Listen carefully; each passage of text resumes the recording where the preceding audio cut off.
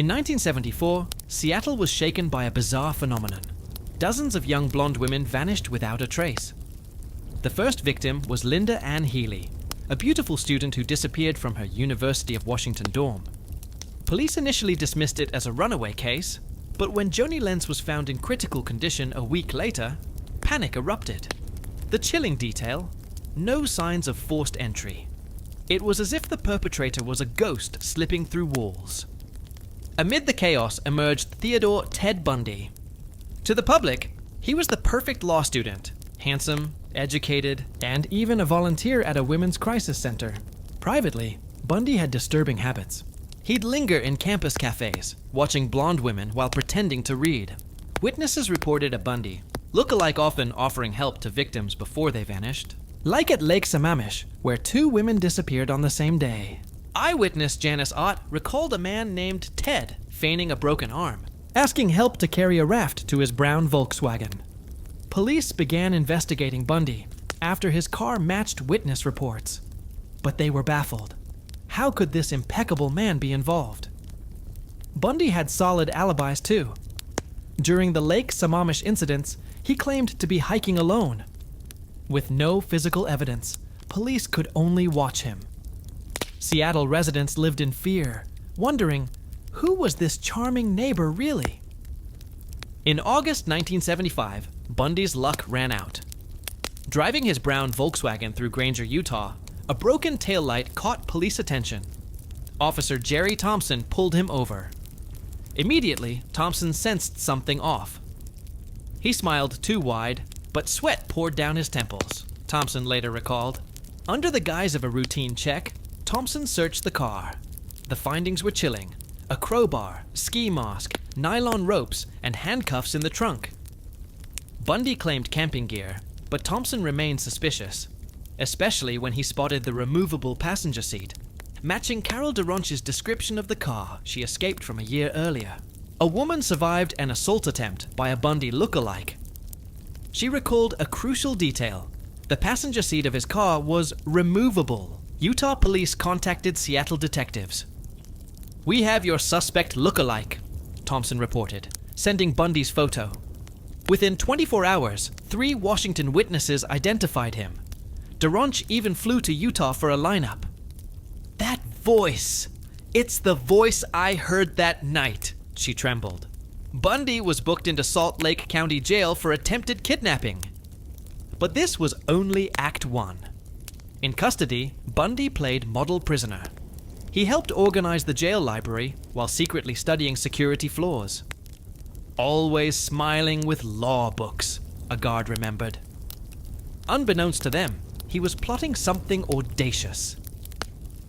On June 7th, as guards relaxed their watch, Bundy slid a bookshelf to reveal a ceiling cavity. Squeezing through, he used a hidden screwdriver to dismantle a window grate. Then, jump! 6 meters down into snowy ground. The last witness saw him sprinting toward Aspen Woods in prison garb. Chaos ensued. Police launched a massive manhunt, but Bundy vanished. 2 weeks later, terror struck Florida. At the Chi Omega sorority house, students Lisa Levy and Margaret Bowman were found in critical condition. A witness saw a limping man wearing an arm cast, matching Bundy's escape injury. Forensic techs lifted fingerprints from a shattered window. The match? Bundy's. "We were overwhelmed," admitted Florida's sheriff. "He escaped Colorado, but forensics doesn't lie." Those fingerprints became the critical link between Bundy's escape and new horrors. At the Florida crime scene, forensic techs discovered an unexpected clue: mysterious bite marks on Lisa Levy's body. "Not an animal bite," declared Dr. Richard Souviron, forensic odontologist. "This pattern shows human dentition with unique abnormalities." Crucially, the marks were intact because the perpetrator bit when the victim was unconscious. Souviron immediately obtained Bundy's dental casts. The results stunned investigators. Bundy's lower right molar, nerve 30, had an uneven chip, while his canines protruded slightly. "Like fingerprints in his mouth," Souviron noted. When matched to the victim's wounds, every detail aligned.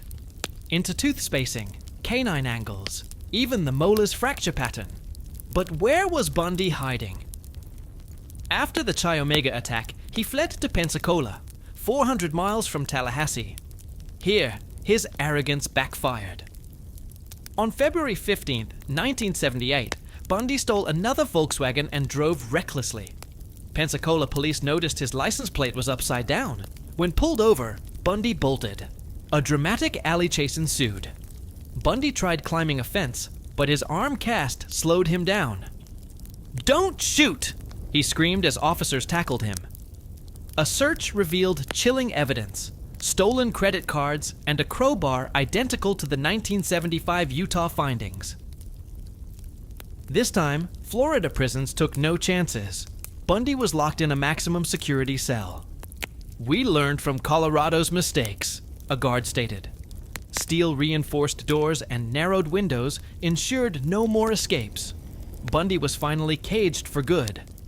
In court, Suviron demonstrated with a jaw model.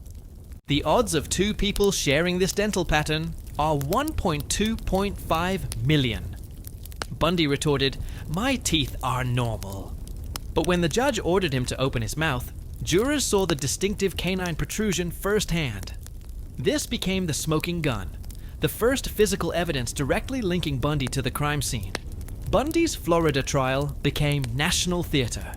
Here, the psychopath's mask slipped. When Carol DeRonch took the stand, Bundy's cool facade crumbled. "That voice. It's the voice I heard that night," she declared, pointing directly at him. The forensic team delivered the knockout punch, presenting the removable Volkswagen seat matching victim accounts. This allowed unobstructed transport, a detective explained. Fiber analysis proved red threads in Bundy's car matched a Utah victim's sweater. Bundy attempted emotional appeals. "I'm a conspiracy victim!" But his twitching face betrayed him during dental evidence presentations. Reporters noted, the psychopath's mask cracked for the first time. Forensic teams dismantled Bundy's mobile crime lab, his brown Volkswagen. Using specialized vacuums, they scoured every millimeter of carpet. The findings? A treasure trove of evidence. First, dozens of microscopic fibers. Fiber expert William Bodziak proved crimson threads in the carpet matched Debbie Kent's sweater, a missing Utah victim.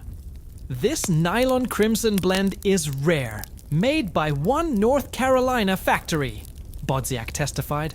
Odds of accidental transfer, 1/10,000. Second, invisible fingerprints. Using new chemical techniques, police lifted latent prints from the rearview mirror. Bundy's prints were found adjusting the mirror. Proof he drove the car, stated the analyst. The clincher, hair evidence. 3 blonde strands in the trunk matched Florida victim's DNA. Though 1978 DNA tech was primitive, it convinced jurors. This Volkswagen was Bundy's silent accomplice. Bundy made a reckless move, defending himself. Initially confident, he questioned fiber experts. Couldn't fibers have blown into my car? But when odontologist Dr. Suviron testified, everything changed. Suviron overlaid Bundy's bite mold onto victim photos. A perfect match. Bundy shouted, "Coincidence!" His face flushed as Suviron countered, "A 1.2.5 million coincidence, Mr. Bundy." Chaos peaked when Bundy misnamed muscles while pointing at an anatomy dummy. The judge warned, "This isn't theater." Spectators snickered. Press noted, "Forensic science made the genius psychopath look foolish." In the final act, jurors deliberated. Just 7 hours later. Guilty. Today, his Volkswagen is a museum exhibit, a Smithsonian curator shared. Not to glorify evil, but to show science triumphing over darkness. Final lesson? As the forensic expert put it, criminals hide in shadows, but physical evidence always speaks. If you like content like this, please help me by pressing like. Thanks.